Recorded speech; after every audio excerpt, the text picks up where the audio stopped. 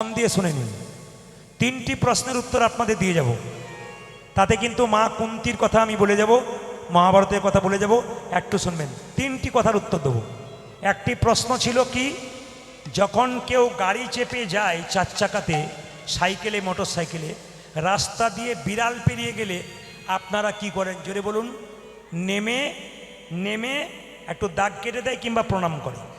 আপনারা শুনলে চমকে যাবেন।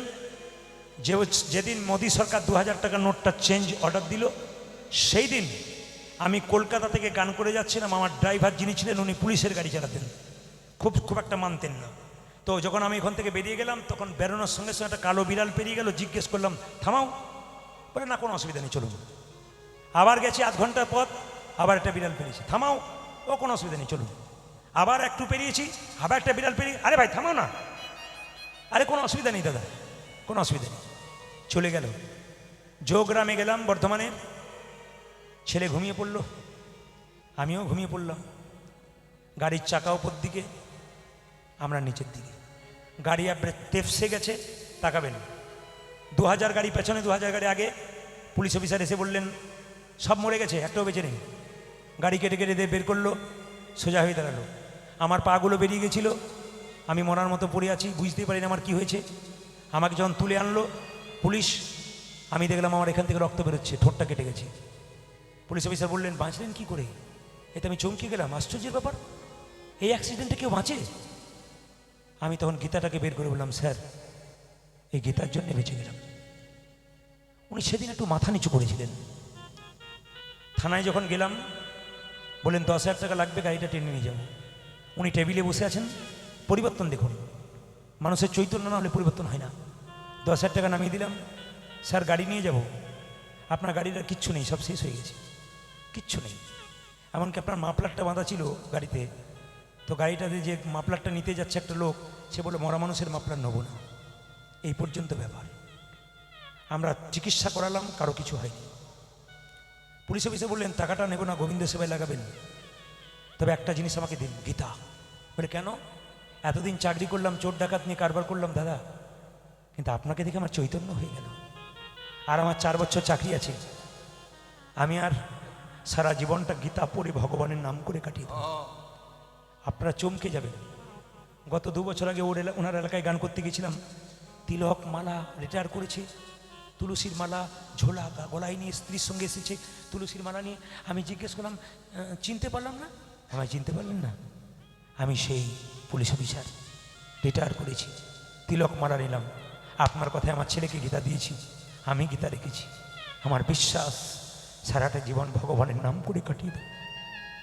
নিবেদন আপনাদের সামনে, চৈতন্য হয় মানুষের শুনতে শুনতে। মহাপ্রভু বলেছেন শুনিতে শুনিতে কেহ, বারবার শোনো, বারবার শোনো। ভালো কথা, কৃষ্ণ কথা, হরি কথা, ভক্তির কথা, সাধনের কথা, ভজনের কথা বারবার শোনো, জীবন তোমার সুন্দর হবে। তাকান, যদি কারো গাড়ি যায় রাস্তা দিয়ে, যদি বিড়াল পেরিয়ে যায়, শাস্ত্রে লিখিত আছে পরিষ্কার করে, ছাগল পেরোলো না দাঁড়ালেন না, আপনি শিগাল পেরোলো না দাঁড়ালেন না, কিন্তু বিড়াল পেরোলে দাঁড়াই কেন? বিড়াল আগে বিপদের সংকেত জানিয়ে দেয়। এটাকে অনেকে কিন্তু কুসংস্কার বলে না। ওদেরকে প্রশ্ন করবেন, ছাগল গেলে দাঁড়ালো না, কুকুর গেলে দাঁড়ালো না, শিগাল কেন? বিড়াল, তুমি বাবার সম্পত্তি পাও নাই যে ওটাকে নিয়ে বদনাম করে বেড়াবে, বলবে এটাকে যুক্তি নেই। তাকে বলবেন তুমি বাবার সম্পত্তি পাও না, মানে শাস্ত্র সম্পত্তি তুমি পাও নাই, তুমি শুধু তর্ক করতে এসেছো। তাকান, যদি গাড়িতে আপনি বসে থাকেন, ড্রাইভার নামলো না, যখনই বিড়াল পেরিয়ে যাবে, শাস্ত্রে লিখিত আছে এই মন্ত্রটি 3 বার বলবেন। শুনে নিন, জয় নরসিংহদেব, জয় নরসিংহদেব, জয় নরসিংহদেব।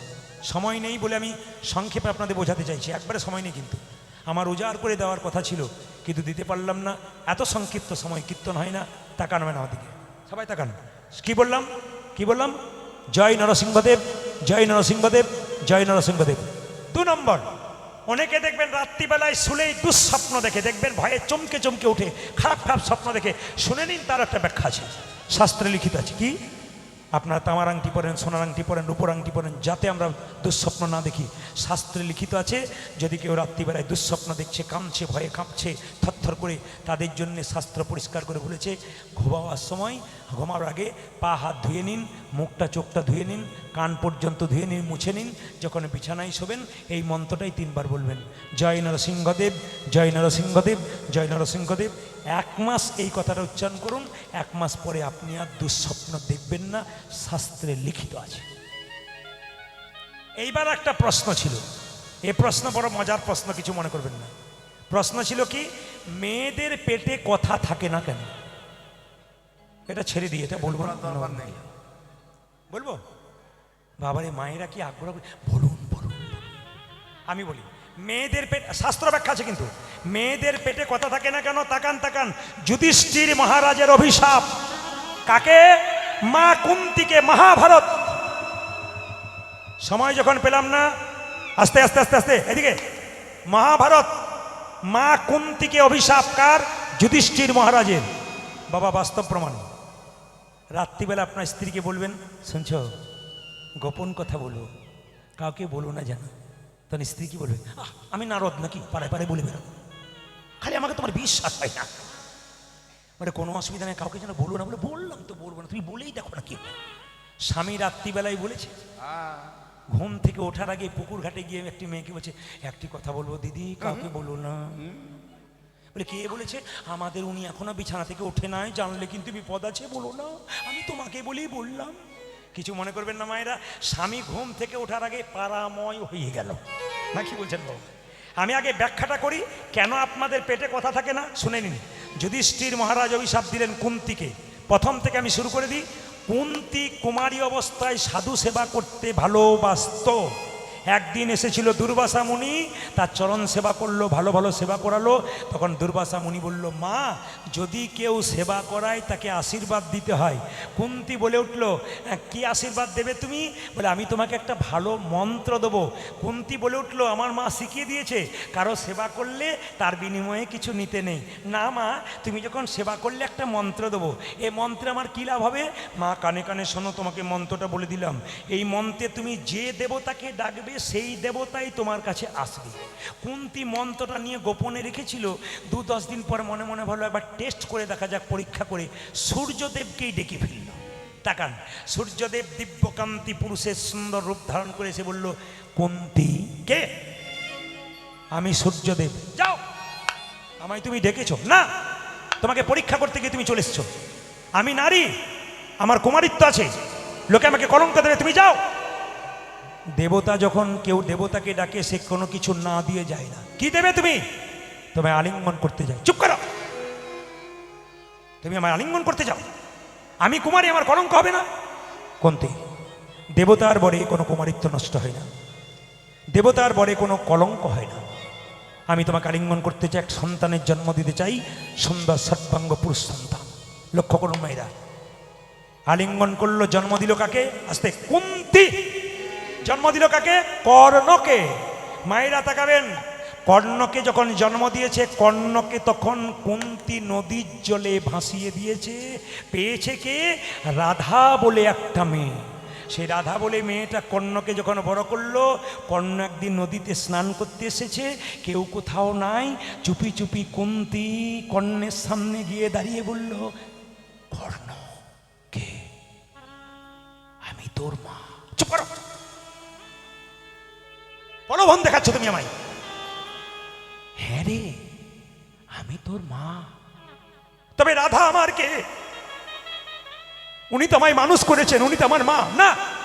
আমি তোর মা বলতে পারি নাই লজ্জায়। কেন কেন বলতে পারোনি তুমি? বাবা, কুমারী অবস্থায় সন্তান জন্ম দিলে মা কখনো লজ্জায় বলতে পারে? আমি বলতে পারি নাই। কি করতে হবে বলো? তোমার কি উদ্দেশ্য বলো? বাবা, সামনে কুরুক্ষেত্রের যুদ্ধ, আমার কাছে এই কথা তুই দে, যেন আমার 5টা ছেলে বেঁচে থাকে। জননী, এই জন্য তো তোমরা দুর্বল গো, এমন জিনিস চাও, না দিয়ে থাকতে পারি না। আমি যে সন্তান, কি চাইলে তুমি? 5টা সন্তান চাইলে তো দিলাম। তোমার 5টা সন্তান যুধিষ্ঠির, ভীম, অর্জুন, নকুল, সহদেব। আমার প্রথম টার্গেট অর্জুনের উপরে। যদি যুদ্ধ করতে করতে তোমার অর্জুনকে মেরে দিই, তবে তোমার 4টা ছেলে, আমি একটা, টোটাল 5টা থাকবো। আর যদি আমি মরে যাই মা, তবে তোমার 5টাই থেকে যাবে। কুরুক্ষেত্রে যুদ্ধ করতে করতে কর্ণের রথের চাকা মাটিতে গেঁথে গেল।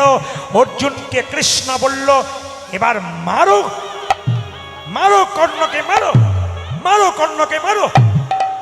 যেই না কর্ণকে মেরেছে, কর্ণ মাটিতে যখন লুটিয়ে পড়েছে, কুন্তী মা তো কুমারী অবস্থায় জন্ম দিলে কি হবে, সন্তান তো, সন্তানের মৃত্যু দেখে মা থাকতে পারল না, তাকে তো গর্ভে ধারণ করেছে। ছুটে গিয়ে বলল, ওরে কর্ণ, কর্ণ, কর্ণ, কর্ণ, কর্ণ।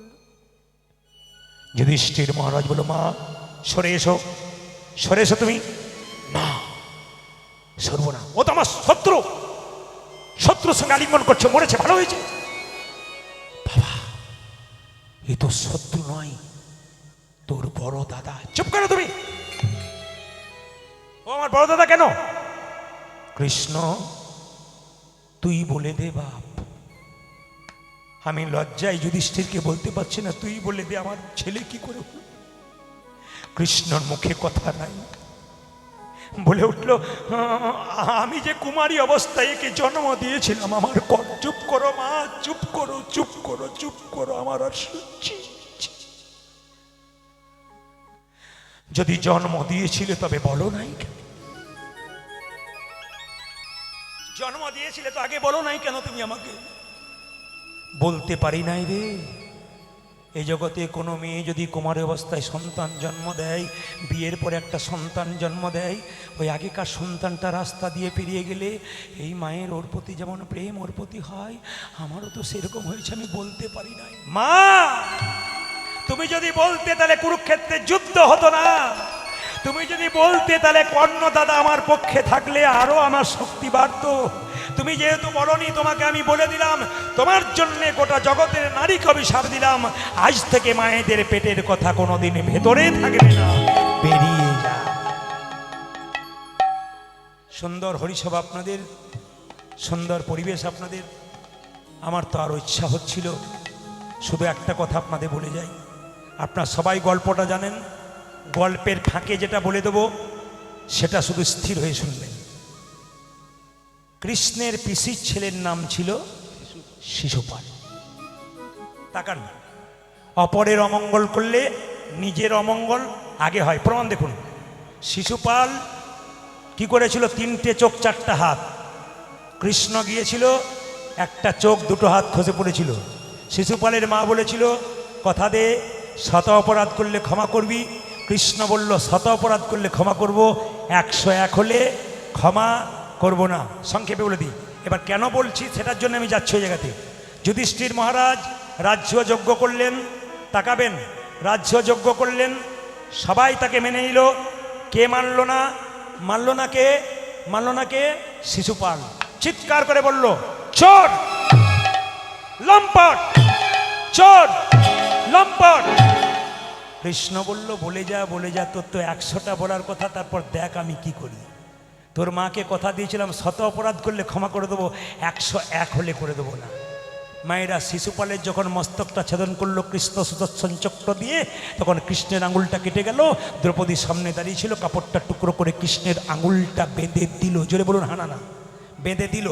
এইবার লক্ষ্য করুন, কৃষ্ণ বলল, দ্রৌপদী, এই যে তুমি এইটুকু কাপড় আমাকে দান করলে, আশীর্বাদ করলাম, এই কাপড় তোমাকে অনেক করে দেবো। কোন দিন দিয়েছিল সবাই জানেন, রাজ শুনবেন, যেদিন দ্রৌপদীর বস্ত্রণ হয়েছিল।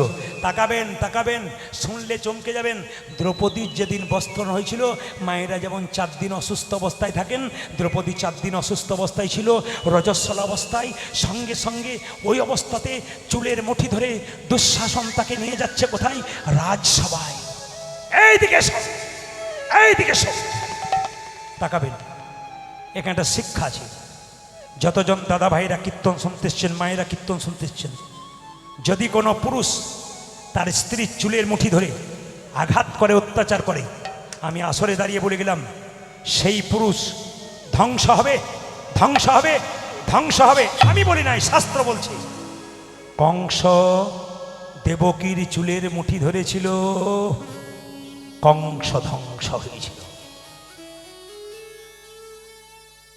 মায়েরা, দুঃশাসন চুলের মুঠি ধরেছিল, দুর্যোধন ধরেছিল, ভিখারি হয়ে গিয়েছিল।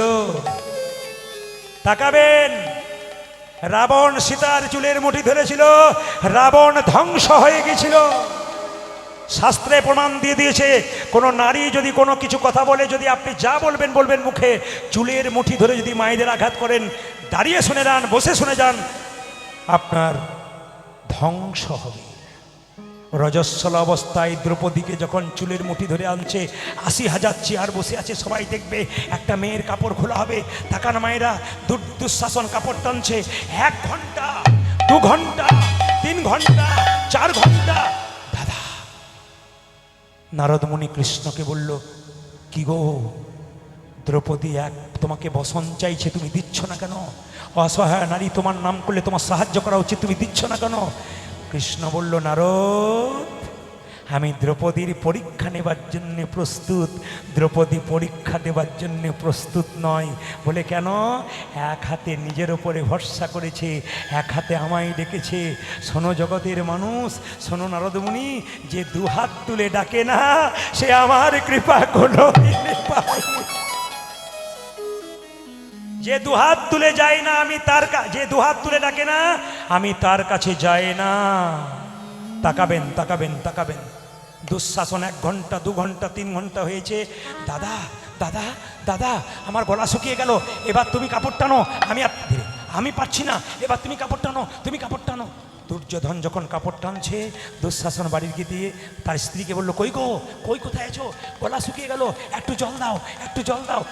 চমকে গেল দুঃশাসন। কি দেখলো মা? তার স্ত্রী এক পাশে উলঙ্গ হয়ে, কাপড় নাই, চুপচাপ বসে আছে। জিজ্ঞাসা করলো, কি গো, তোমার কাপড় কই? সঙ্গে সঙ্গে তার স্ত্রী বলল, লাইটটা জ্বেলে দেখো, আমার নয়, ১০০ ভাইয়ের স্ত্রীর, ১০০ জন বইয়ের শরীরে কোনো কাপড় নাই। দুঃশাসন জিজ্ঞেস করলে অবস্থা করলো কে? দুঃশাসন জিজ্ঞেস করলে এই অবস্থা করলো কে? দুঃশাসন স্ত্রী বলল, তোমার আর তোমার দাদার জন্য হলো। বলে কেন?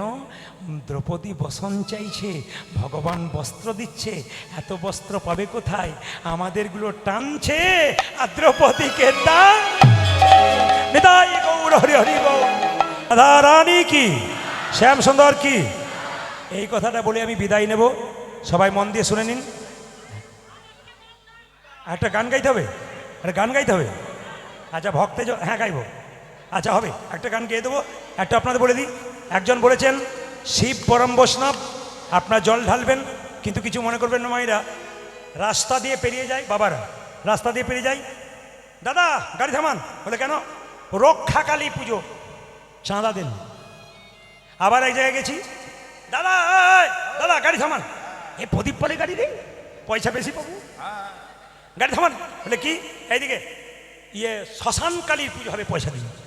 বললাম, হ্যাঁ রে, তোরা রক্ষাকালী শ্মশানকালী পুজো করিস, কৃষ্ণের পুজো করতে পারিস না? তখন সে কি বলে শুনুন, আপনাদের কৃষ্ণ তো নিরামিষ, কিছু খায় না, খালি নিরামিষ, খেতেই জানে না। আর কালী পুজো করলে যত, আপনাদের এখানে পার্টি নাই, ১-৮টা ছাড়া। এই দেখ, কিছু মনে করবেন না মায়েরা, সবাই মন দিয়ে শুনবেন, যে যেখানে বসে আছেন। যারা কীর্তন শুনতে এসছেন, বাবা ভোলাকে জল ঢালবেন, তো বাবা ভোলাকে জল ঢালতে যাচ্ছে অনেক মেয়েরাই। তো পার্বতী জিজ্ঞেস করছে, স্বামী দেখো জল ঢালার সময় কি বলছে? মেয়েরা যখন জল ঢালে না, রাস্তা দিয়ে যায়, আমি দেখেছি, তখন এই কথা বলতে বলতে, বাবার বড় টেম্পার, উঁচু নিচু বাম্পার, বাবার বড় টেম্পার, উঁচু নিচু বাম্পার, কালু ঝিঙ্গা পোস্ত, বাবা ভালোবাসতো, আলু ঝিঙ্গা পোস্ত, বাবা ভালোবাসতো। আমি দেখি চমকে যাবেন, বাবাকে জল ঢালতে যাচ্ছে, তো এদিকে দেখান 40 কিলোমিটার গেছে, তাকাবেন আমার দিকে, 2-4 জনে দেখুন। আমি মনে মনে, বাবা তো কি, তুই বাবাকে কি জল দিবি রে? বাবা তো নিজে তোর কাছে জল নিয়ে যাবে। কি পবিত্র মুখ নিয়ে তুই, কি সুন্দর আমি দেখেছি, বুঝলেন? রাস্তায় বাঁশটা কাঁধে থেকে নামিয়েছে, নিয়ে ও সময় পায় নাই, মানে পানও খাচ্ছে আর খাচ্ছে। এটা বাবার প্রসাদ হলো নাকি রে? এই যে দেখেন মায়েরা, সবাই বলবে রাধা রানী কি, শ্যাম সুন্দর কি, মদন মোহন কি। শুধু বলতে চাই, বৈষ্ণবের বস কৃষ্ণ সর্বশাস্ত্রে কয়, এই সব জানিলহ বৈষ্ণবের আশ্রয়। কোনো বৈষ্ণবকে অপমান করবেন না। যে কোনো বৈষ্ণব রাস্তা দিয়ে পেরোলে আপনি তাকাবেন না কোথায় কি, প্রণাম করুন। ব্রাহ্মণ যদি সাত্বিক হয়, পূজা পাঠ করে রাস্তা দিয়ে পেরোচ্ছে, একটি বাচ্চাকে প্রণাম করেন, আপনি করুন। সপ্তাহে ছুটি হলে বাচ্চাকে আপনি নিয়ে যান, পার্কে নয়, নিয়ে যান মন্দিরে, আপনিও প্রণাম করুন, বাচ্চাকে করান, জীবন সুন্দর হবে। তাকাবেন আমার দিকে। বৈষ্ণব কাকে বলে মা? সবাই বৈষ্ণব নয়। ব্যাখ্যা কি? তৃণাদপি শুনিচেন তরিব সহিষ্ণুনা অমানেন মানদেন কীর্তনীয় সদাহরি। সংস্কৃত অনেকে ভালো লাগে না, বুঝতে পারে না, আমি বুঝিয়ে দিই, একবার পরিষ্কার ভাষায় বুঝিয়ে দেবো। তৃণাদপি শুনিচেন, ঘাসের ওপরে পা দেবেন, ঘাস মাথা নিচু করবে, পা সরাবেন, ঘাস মাথা উঁচু করবে। আবার বৈষ্ণবকে হাজার কথা বলবেন, যিনি প্রকৃত বৈষ্ণব, হাজারটা গাল দিন, আর দেখবেন বৈষ্ণব কি করবে, মাথা নিচু করে, তবু মাথা উঁচু করবে না। এক, তরিব সহিষ্ণুনা। ব্যাখ্যা কি? রাস্তা দিয়ে পেরোচ্ছেন, গাছকে কাটছেন, গাছ থেকে ফল, গাছে ছায়া দিচ্ছে, যতক্ষণ না গাছ মাটিতে পড়ছে, ছায়া দান করছে, ফল দান করছে। ঠিক সেরকম বৈষ্ণবকে হাজার আঘাত করুন, মাটিতে পড়ার আগে তোমাকে নাম দান করে যাবে। নদী যেমন জল দেয় নিজের জন্যে নয়, জগতের জন্যে, গাছ ফল দেয় নিজের জন্যে নয়, জগতের জন্যে, বৈষ্ণব নাম দেয় নিজের জন্যে নয়, জগতের জন্যে। তাকাবেন, তাকাবেন, তাকাবেন। অমানেন মান দেন কীর্তনীয় সদাহরি। বৈষ্ণবের ব্যাখ্যা কি? তাকাবেন আমার দিকে মায়েরা। রাস্তা দিয়ে পেরিয়ে যাচ্ছেন, ধনবেরিয়ার রাস্তাতে একজন কুষ্ঠব্যাধি লোক পড়ে আছে, এরকম করে কাঁপছে, আমি আপনি পেরিয়ে গেলাম, নাকে কাপড় চাপা দিয়ে পেরিয়ে গেলাম। কিন্তু কোনো বৈষ্ণব যদি পেরিয়ে যায়, আমি আপনি তাকে কোলে নিলাম না, বৈষ্ণব তাকে কোলে কোল দিয়ে বলবে, এই জগতের কোনো ডাক্তার যদি তোকে সারাতে না পেরেছে, আমার সঙ্গে কোলে কোল দিয়ে একবার হরি বল বল, তো দেহরোগ তো যা দূর হবে, তার সঙ্গে তোর ভব রোগ। আর কি বাবা? তিলক তুলসী মালা শিখা ও কর্পিন, বহিব্বাসে হরিনাম মুখে নিশিদিন, একে বলে বৈষ্ণব। আর বৈষ্ণব কাকে বলে? হাজার হাজার বটের ফল বট গাছে হয়, বট গাছের নিচে পড়ে একটাও চারা গাছ হয় না, পাখিতে খেয়ে স্টোমাকে গিয়ে ছাতের কার্নিশে পায়খানা করে, তার থেকে বট গাছ হয়। আমার আপনার মুখে হরিকথা শুনলে কৃষ্ণ ভক্ত তৈরি হবে না, যতক্ষণ না বৈষ্ণবের মুখে মধুমাকা নাম শুনবেন, ততক্ষণ আপনার ভেতরে কৃষ্ণ প্রেমের গাছ জন্ম নেবে। খুব সুন্দর সুন্দর কথাগুলো শুনবেন। এই দিয়ে তাকাবেন। গরুর হাটে গাভী কিনতে গেছেন, বাছুর কিনতে গেছেন, গাভীটা আসছে না, দড়ি দিয়ে টানছেন, কোনো কিছু দরকার নেই, আপনি বাছুরটাকে কোলে করে এগিয়ে যান, গাভীকে ডাকতে হবে না, গাভী আপনার পেছন পেছন চলে যাবে। এইদিকে মায়েরা, এই জন্যে বৈষ্ণবের বস কৃষ্ণ সর্বশাস্ত্রে কয়, এই সব জানিলহ বৈষ্ণবের আশ্রয়। বৈষ্ণবকে যে সম্মান দিতে পেরেছে, জগতে যদি বৈষ্ণবকে সম্মান না দেবেন, তবে জগতে সম্মান কাকে দেবেন? বৈষ্ণবকে আগে সম্মান দিন, আপনার জীবন সুন্দর হবে। আর কি আছে? আর কি বলে যে আপনাদের এদিকে তাকাবেন, একজন বৈষ্ণব, তাকাবেন, বৈষ্ণব কাউকে প্রতিবাদ করে না, তার প্রমাণ দেখুন। একটা কলেজে পড়া মেয়ে দোতলার উপরে দাঁড়িয়ে আছে, একজন বৈষ্ণব মস্তক মুন্ডন শিখা আছে, গঙ্গা থেকে স্নান করে যাচ্ছে, আর মেয়েটি দোতলার উপর থেকে বৈষ্ণবের মাথাটাকে তাক করে, বৈষ্ণব, থু! বৈষ্ণবের মাথায় থুতু ফেললো। তুই থুতু ফেলে দিলি মা, ঠিক আছে, আবার গঙ্গা স্নান করে আসি। আবার বৈষ্ণব গঙ্গা স্নান করতে এসছে, পেরিয়ে যাচ্ছে, তখন মেয়েটি আবার তাক করে, বৈষ্ণব এইদিকে এইদিকে,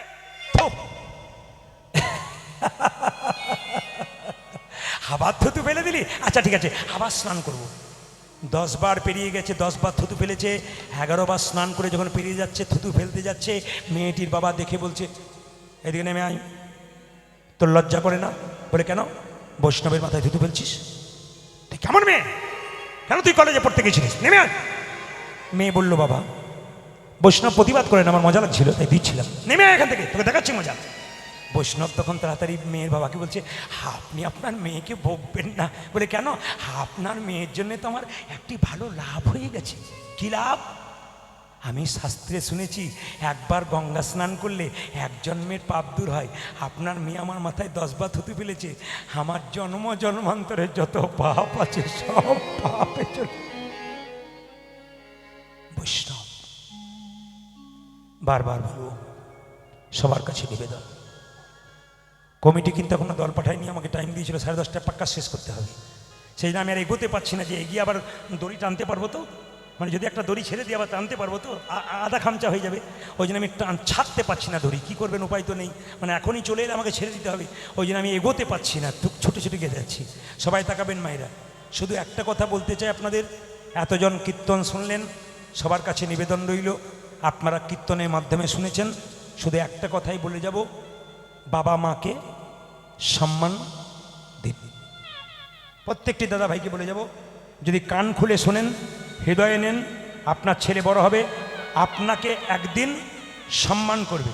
আপনি সম্মান না করলে সে সম্মান করবে না। এদিকে এদিকে, চাণক্যদেবের নাম শুনেছেন? সামনের দাঁত দুটো বড়, কেমন মাতৃভক্তি দেখুন, তাকাবেন। চাণক্যদেবের সামনের দাঁত দুটো বড়। একজন জ্যোতিষী বলল, মা তোমার ছেলে রাজা হবে গো। বলে কি করে বুঝলে? ওই যে তোমার ছেলের সামনের দাঁত দুটো বড়। বেশ। সঙ্গে সঙ্গে চাণক্যকে কোলে নিয়ে তার মা বলছে, খোকা তুই রাজা হবি রে, মায়ের কত আনন্দ, ছেলে রাজা, তুই আমায় ভুলে যাবি না তো? সঙ্গে সঙ্গে চাণক্যদেব বলল, ভুলে যাব কেন মা, তুই রাজা হবি, তোর দাঁত দুটো বড়, জ্যোতিষ বলেছে তুই রাজা হবি। ছেলে বলল, দাঁড়াও মা, 1 মিনিট দাঁড়াও। মায়ের কোল থেকে নেমে ছেলে একটা পাথরের টুকরো এনে নিজের দাঁতে ফটাফট ভেঙে দিল। দাঁত থেকে গড়গড় করে রক্ত বেরোচ্ছে। জিজ্ঞেস করলো, এই বোকা কোথাকার, দাঁতটা ভেঙে দিলি কেন? বলছে, মা দাঁত দুটো বড় হলে রাজা হব, রাজা হলে তোমায় ভুলে যাব, দাঁত দুটো ভেঙে দিলাম, রাজা হব না, তোমায় আর জীবনে আমি ভুলেও যাব। শুধুই কি চাণক্যদেব হয়েছিল? আসুন মদনবাবুকে বারবার বলবো দর আনার জন্যে। দুঃখী কৃষ্ণ দাস বৃন্দাবনে গেল, রাধা গোবিন্দ রাধারানীর চরণে নুপুর পরিয়ে নুপুর তিলক পরে নিল। সবাই মিলে একসঙ্গে, দাদা ভাইয়ের একটা গানের কথা করেছেন, হাত তুলুন একসঙ্গে, বসে বসে শ্যামল তনু, সুন্দর করে সবাই একসঙ্গে একসঙ্গে হাত তুলে, বাহ, তুলবেন সবাই, সুন্দর করে তালি দেবেন। সামনে দোল পূর্ণিমা, সামনে দোল পূর্ণিমা, হাত তুলুন।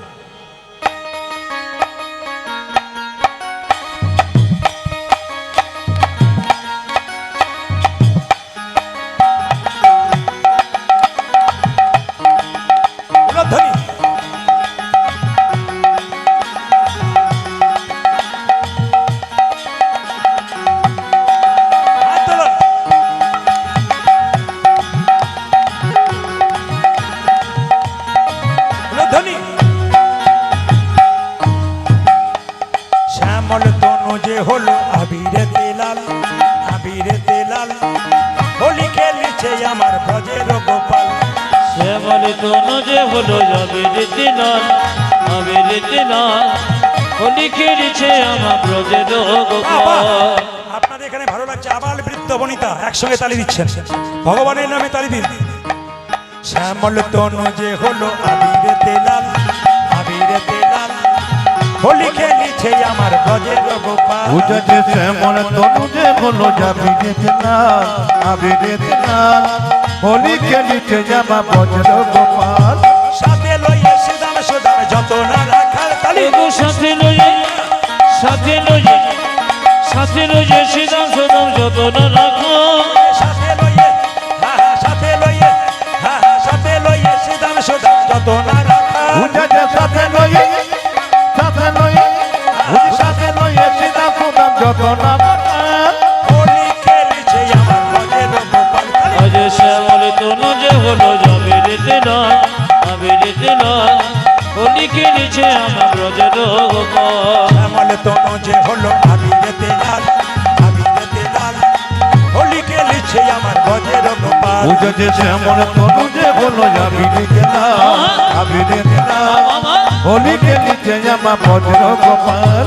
রাধারে রাজবে বলে ধরিল পিচকারি, ধরিল পিচকারি, লাল রঙে রাঙাইল নীল রঙে শাড়ি। তবু রাধারে রং, রাধারে রং, রাধারে রং দেবে বলে ধরিল পিচকারি, ধরিল পিচকারি, লাল রঙে রাঙালে রঙের রঙে সারে। উনি যখন ধুনো ধুনো ছড়াচ্ছে না, বললাম দল আসছে বোধহয় মশা তাচ্ছে না। আর দল আসবে না নাকি? আর আসবে না? আমাকে তাহলে একটা লীলা করতে বলা হোক, আমি করে দিই। আমি কিন্তু বন্ধ করবো না তখন। হাত তুলে রাধারে রং দেবে বলে ধরিল পিচকারি, ধরিল পিচকারি, লাল রঙে রাঙাইল নীল রঙের শাড়ি। উজাতে দাদারে রং দেবে বলে ধরিল পিচকারি, ধরিল পিচকারি, লাল রঙে রাঙাইল নীল রঙের শাড়ি। রাধা বলে রং দিও না দোহাই নন্দলাল, রাধা বলে রং দিও না দোহাই নন্দলাল, রাধা বলে রং দিও না দোহাই নন্দলাল। উজাতে রাধা বলে রং দিও না তোমায় নমলা। হোলি খেলিছে আমার ব্রজের গোপাল, শ্যামল তনু যে হলো যাবের দিনা, আবির দিনা, হোলি খেলেছে আমার ব্রজের গোপাল। শ্যামল তনু যে হলো যাবের দিনা, হোলি শ্যামল তনু হলো আবির দিনা, হোলি খেলেছে আমার ব্রজের গোপাল।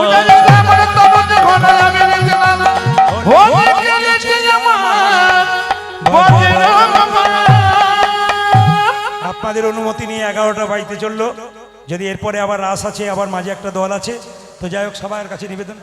আর একটা গেয়ে দিচ্ছে আপনাদের জন্যে একটা, সেই তো সবাই মিলে হাত তুলে একসঙ্গে। এইটা শেষ গান, মদন বাবুকে বলবো এটাই শেষ গান। এরপর আমি ছাড়তে বাধ্য হবো, কারণ আমি শুরু করতে পারছি না বা শেষও করতে পারছি না। হাত তুলুন একসঙ্গে, একসঙ্গে হাত তুলে। কৃষ্ণ বলে, কৃষ্ণ বলে, কৃষ্ণ বলে, সবাই মিলে, সবাই মিলে দুটি বাহু তুলে, দুটি বাহু তুলে একসঙ্গে চলো রে মন, চলো রে মন বৃন্দাবনে। বৃন্দাবনে। दोनों हाथ उठा के 1 2 3 4 ताली।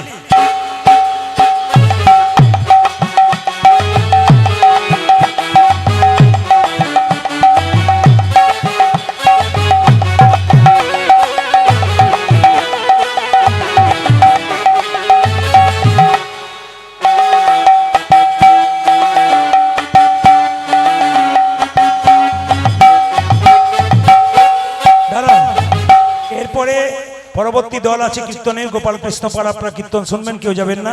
হাত তুলুন একসঙ্গে। কৃষ্ণ বলে বাহু তুলে চলো রে মন বৃন্দাবনে। কৃষ্ণ বলে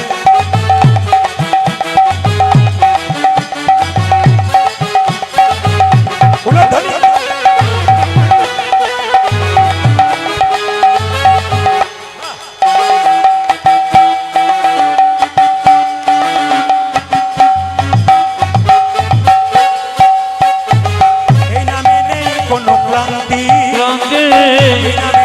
শুধু শান্তি, এ নামে নাই কোনো ক্রান্তি, এ নামে আছে শুধু শান্তি, এই নামে নেই কোনো ক্লান্তি, এই নামে আছে শুধু শান্তি। ও এ নামে নাই কোনো ক্রান্তি, এ নামে আছে শুধু শান্তি। তোরা বদন বনে এই রামে গা, বদন ভরে এই নামে গো, তোরা বদন বনে কৃষ্ণ নামে গা। বদন ভরে কৃষ্ণ নামে গো, বলো না কৃষ্ণ কৃষ্ণ হাত তুলুন, হাত তুলুন, হাত তুলুন। 1 2 3 তালি।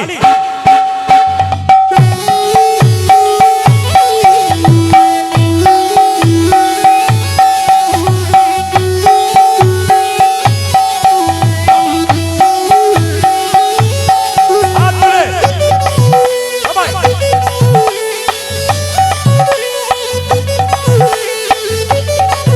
উলধ্বনি বাবা।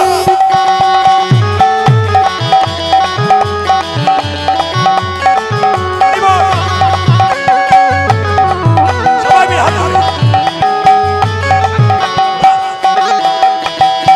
হাত তুলে।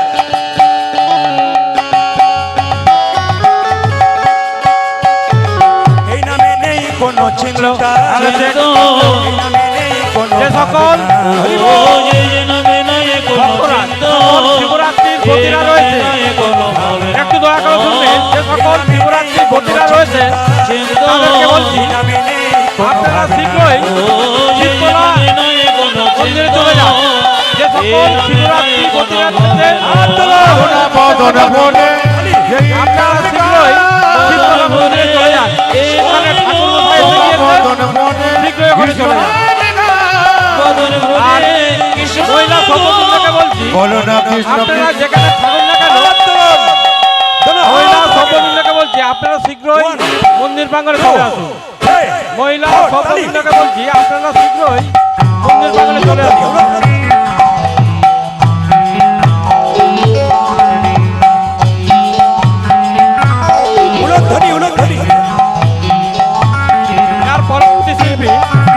তার পরবর্তী শিল্পী মাননীয় গোপাল কৃষ্ণ পাল, মাননীয় গোপাল কৃষ্ণ পাল তত্ত্ব বিচারক। তিনি